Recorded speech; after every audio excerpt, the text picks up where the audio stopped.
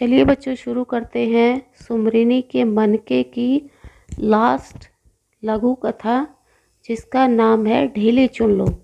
आज हम पढ़ रहे हैं कक्षा 12वीं के लिए हिंदी गद्य का सेकंड चैप्टर जिसका नाम है सुमरिनी के मनके और जिसके लेखक है पंडित चंद्रधर शर्मा गुलेरी। तो ये तीसरी कहानी है। 2 कहानियाँ हम पिछली वीडियो में डिस्कस कर चुके हैं। छोटी कहानी है इसलिए इसको जो है पहले हम कहानी को थोड़ा सा समझेंगे और उसके बाद इसी वीडियो में प्रश्न उत्तर डिस्कस करेंगे। इस कहानी का मुख्य भाव है कि हम चुनाव कैसे करते हैं। किसी भी टॉपिक पर जब हम 2 चीज़ों में फंस जाते हैं या 2 से ज़्यादा चीज़ों में फंस जाते हैं तो हम चुनाव कैसे करते हैं, इस बात पर लेखक ने व्यंग्य किया है। यानी इस बात पर टॉन्टिंग की गई है कि हिंदू धर्म के लोग जो है किस तरीके से चुनाव करते हैं। सारे चुनाव जो हैं गलत नहीं होते, सारे तरीके गलत नहीं होते, लेकिन अधिकांश तरीके जो हैं लोगों के गलत होते हैं। तो जो गलत नहीं होते उसमें सबसे पहला क्या था, जो ठीक तरीके होते हैं। स्वयंवर के बारे में लेखक ने बताया है कि पुराने ज़माने में जो है स्वयंवर का आयोजन किया जाता था। तो स्वयंवर का क्या अर्थ होता है कि लड़की जो है उसको अधिकार देना कि वो अपना वर खुद चुन सके, अपने लिए अपना वर स्वयं चुनना। उसका क्या महत्व होता था कि एक कोई प्रतियोगिता रखती जाती थी और उस प्रतियोगिता में जो बंदा पास होगा तो वो किसी स्किल को टेस्ट करने के लिए योग्यता होती थी। तो उस प्रतियोगिता में जो पास होगा तो इसका मतलब वो स्किल उस बंदे के अंदर है और वो कई लोगों को हरा करके आगे बढ़ा है, तो इसलिए एक बेस्ट ऑप्शन उसके पास आता था। तो ये स्वयंवर होता था पुराने ज़माने में, सभी स्त्रियों को अधिकार था और ये उसका महत्व था कि किसी खास गुण वाले व्यक्ति का चुनाव करना बहुत सारे लोगों में से। अब जो है लेखक उदाहरण देता है शेक्सपियर के नाटक का। शेक्सपियर जो है इंग्लिश नाटककार थे, बड़े फेमस। उन्होंने एक नाटक लिखा था जिसका नाम था द मर्चेंट ऑफ वेनिस। तो इसी शेक्सपियर के नाटक का जो है हरिश्चंद्र ने अनुवाद किया था दुर्लभ बंधु के नाम से। भारतेंदु हरिश्चंद्र जो कि हिंदी गद्य के प्रवर्तक माने जाते हैं, उन्होंने इसका नाटक का अनुवाद किया दुर्लभ बंधु के नाम से। इसमें कहानी क्या है, कहानी ये है कि एक नायिका है और उसका जो है स्वयंवर आयोजित होता है और वो किस तरीके से अपना वर चुनती है, ये इसके बारे में ये कहानियाँ हैं। नायिका का स्वयंवर आयोजित होता है तो 3 पेटियाँ लोगों के सामने रखी जाती हैं कि जो कंटेस्टेंट हैं वो आएंगे और इन पेटियों को चुनेंगे। जो जिस प्रकार की पेटी का चुनाव करेगा उस हिसाब से उसका पर्सनालिटी टेस्ट अपने आप हो जाएगा और जैसा फिर नायिका को पसंद होगा वो उसको चुन लेगी। तो सोने की पेटी एक रखी हुई थी, एक चांदी की पेटी और एक लोहे की पेटी। तो उन्होंने डिसाइड क्या किया था कि सोने की पेटी जो चुनेगा वो जो है अकड़बाज व्यक्ति होगा, उसके अंदर एटीट्यूड भरा होगा कि भाई मैं तो सोने की पेटी ही चुनूंगा, उससे कम मुझे बर्दाश्त नहीं है, उससे कम जो है मुझे पसंद नहीं है। इसके साथ दूसरा ऑप्शन ये भी हो सकता है कि कोई बात नहीं, हीरोइन ना मिली, विवाह ना हुआ तो कम से कम सोने की पेटी तो मिली। तो ये दोनों बातें जो हैं नेगेटिव सेंस में जाती हैं। उसके बाद जो है चांदी की पेटी जो है 50-50% लोगों को मान लो ये लगता होगा कि भाई सोने की में शायद नहीं हो सकता, उससे हम लोभी साबित होंगे, तो चलो चांदी की पेटी ही चुन लेते हैं। तो वो चांदी की पेटी भी व्यक्ति का लोभ दर्शाती है। तो लास्ट में क्या है, लोहे की पेटी के अंदर जो है इसकी हीरोइन की फ़ोटो रखी होती है और वो जो है एक सच्चे व्यक्ति की पहचान कराती है कि जिसने जो है लोहे की पेटी चुनी वो सचमुच नायिका से विवाह करना चाहता है। तो ये जो है चुनाव का एक तरीका था। इस कहानी का उदाहरण दिया है लेखक ने अपनी इस कहानी को समझाने के लिए, जिसका नाम है ढेले चुन लो।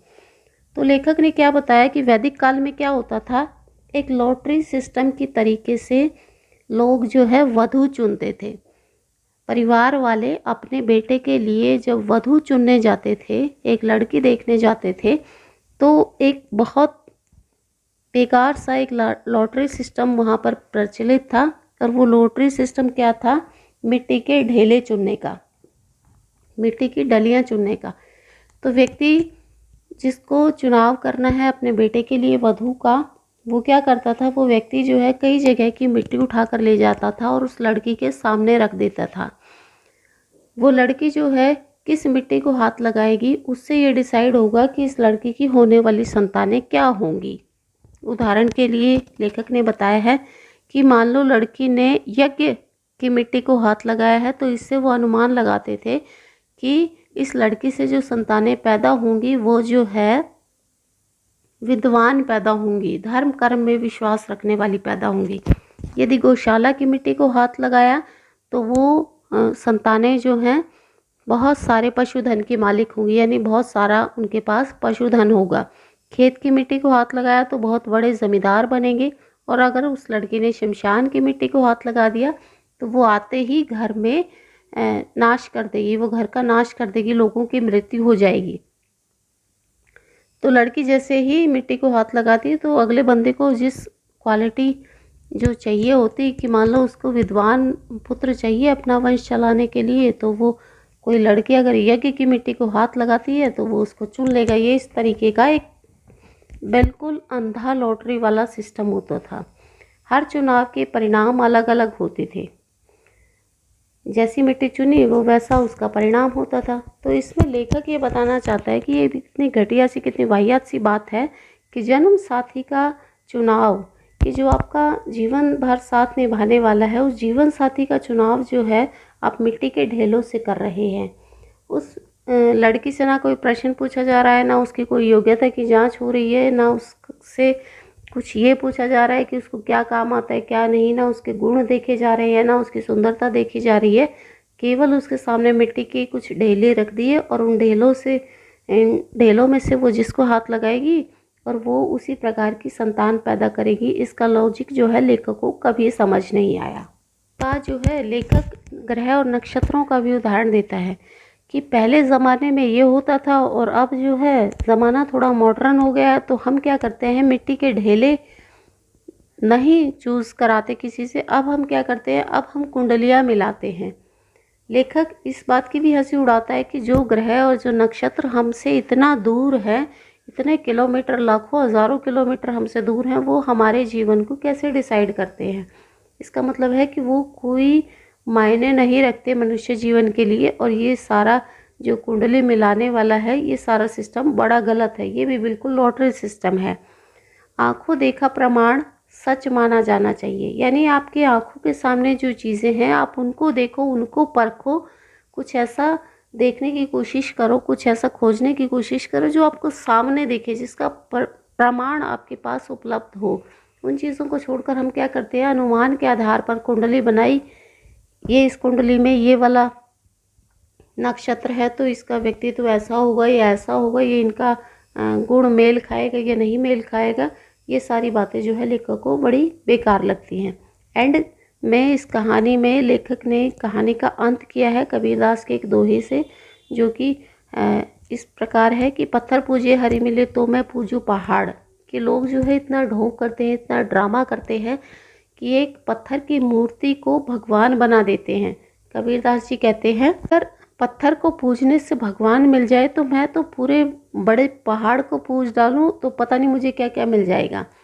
कबीरदास जी कहते हैं ये सारी बेकार की बातें हैं। इससे वो चक्की अच्छी है जिसके पार्ट पत्थर से बने हुए हैं, उसके साथ काम करके यानी चक्की से अनाज पीस कर व्यक्ति अपना पेट भर सकते हैं। तो ये पूजा पाठ और ये वाली चीज़ें जो हैं बिल्कुल बेकार और व्यर्थ है।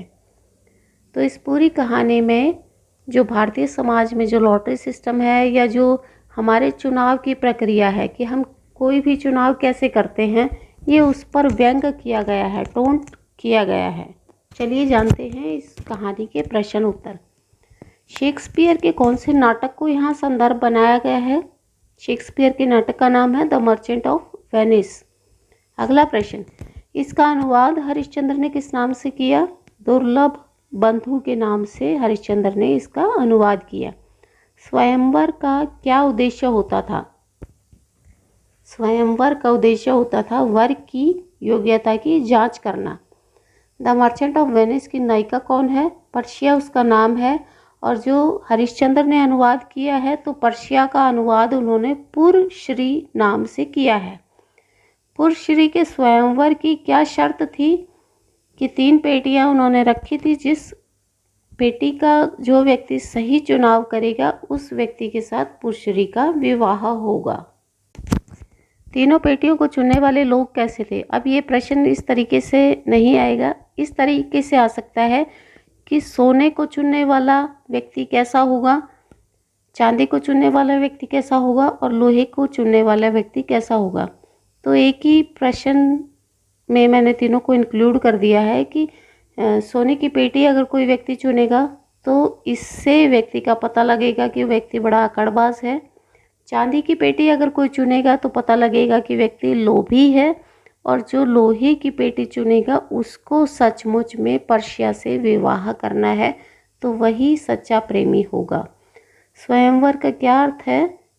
स्वयंवर का अर्थ होता है स्वयं के लिए वर चुनना, लड़की द्वारा स्वयं के लिए वर चुनना। पुराने ज़माने में स्वयंवर का अधिकार किसे होता था? प्राचीन काल में सभी स्त्रियों को स्वयंवर का अधिकार दिया जाता था। ये बात अलग है कि सभी स्त्रियों के लिए स्वयंवर आयोजित करना या ना करना उनका पर्सनल डिसीजन होता था, उनके परिवार का डिसीजन होता था। यह कहानी किसके चुनाव का वर्णन करती है? अब स्वयंवर के बारे में बता दिया, पर्शिया के बारे में बता दिया, तो राइटरों का संदर्भ बता दिया। तो बेसिकली ये कहानी किस पर आधारित है? ये कहानी है वधू के चुनाव पर आधारित, कि हमारे हिंदू समाज में पुराने टाइम में वधू का चुनाव लोग कैसे करते थे। अब वधू का चुनाव कैसे करते थे? ढेलों के माध्यम से, मिट्टी के ढेलों के माध्यम से वधू का चुनाव किया जाता था। 11वां प्रश्न भी उसी प्रश्न के तरीके से है जैसे पेटी वाला क्वेश्चन था। विभिन्न ढेलों से क्या अनुमान लगाते थे? अब इसमें जो है किसी एक जगह के ढेले के बारे में पूछा जाएगा कि यदि लड़की यज्ञ वेदी का ढेला चुनती थी तो उसका क्या अर्थ होता था। इसको भी मैंने चारों क्वेश्चनों को एक में कंबाइन कर दिया है। यदि लड़की यज्ञ वेदी का ढेला चुनेगी तो उसकी होने वाली संतान विद्वान पैदा होगी। यदि लड़की खेत की मिट्टी को चुनेगी तो उसकी होने वाली संतान जमींदार पैदा होगी। यदि लड़की गौशाला की मिट्टी को हाथ लगाएगी तो उसकी पैदा होने वाली संतान बहुत सारे पशुओं को रखेगी, पशु की धनी होगी।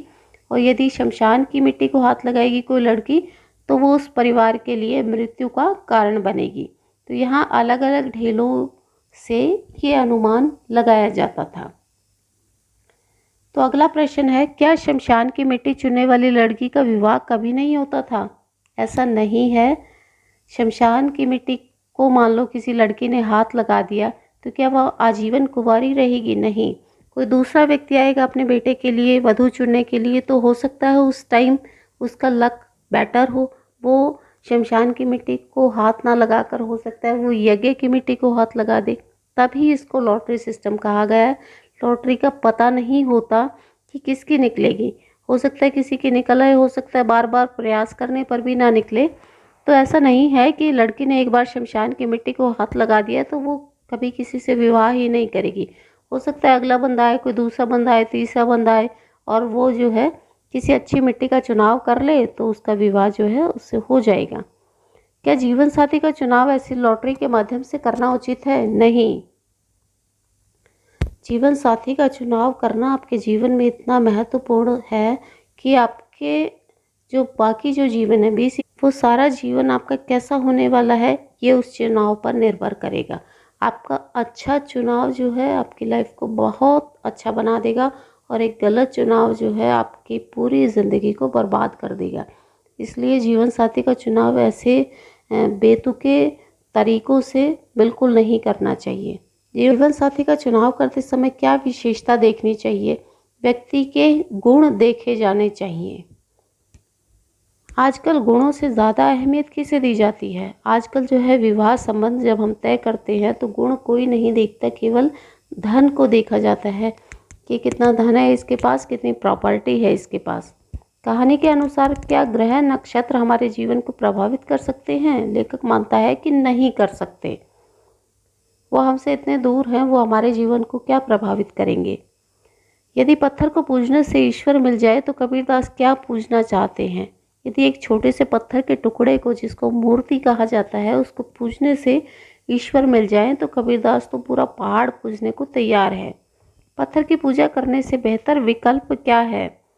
कबीरदास के अनुसार पत्थर की पूजा करने से बेहतर विकल्प है पत्थर की चक्की को अपनाना, जिस चक्की से व्यक्ति अनाज पीस करके अपना पेट भर सकता है। तो एक बड़ी अच्छी सुंदर सी कहानी थी। आई होप आपको अच्छे से समझ आई होगी।